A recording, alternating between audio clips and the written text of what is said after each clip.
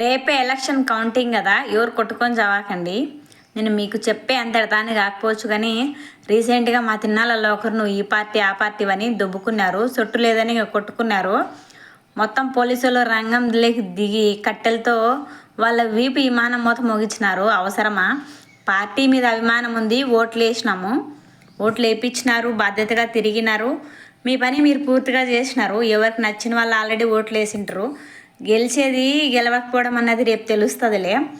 గెలిచినోడు బాధ్యతకు ఎక్కువ ఉంటాయి. మనల్ని అందరినీ 5 ఏళ్ల పాటు చెప్పినవన్నీ చేసి చూపించి నెగ్గాలి.